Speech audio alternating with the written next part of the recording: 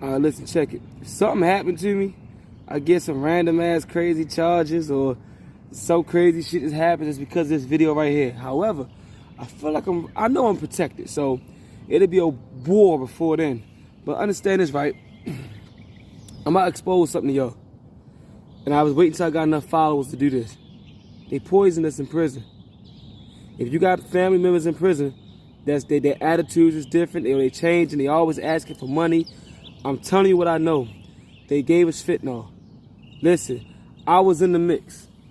You know what I'm saying? A lot of the big homies fuck with me because they felt like I was smart, I was intelligent, and I was trustworthy. I was grabbing packs. I was grabbing the sacks from the officers. Consider this.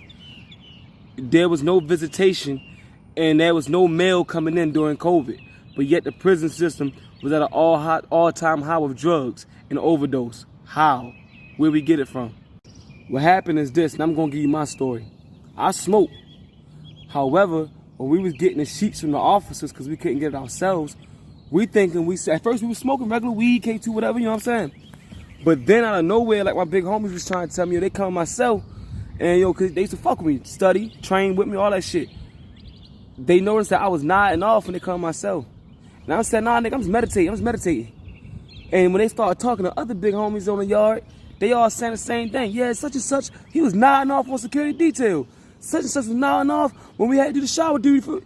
Everybody's nodding off. So they get on their cell phones, they call over state. Everybody's nodding off all over state. They asked the officers, and the officers had told the truth.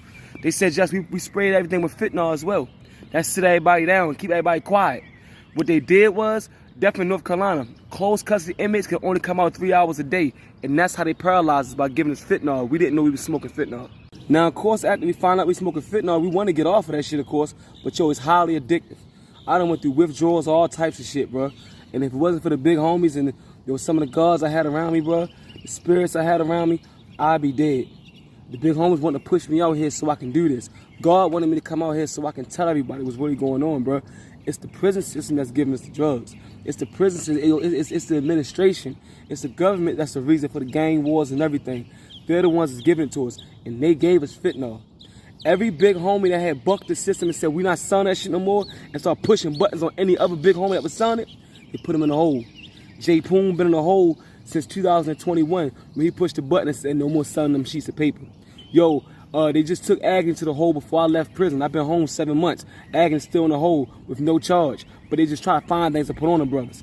Because, yo, anybody that bucked the system with that fentanyl shit, they taking them down.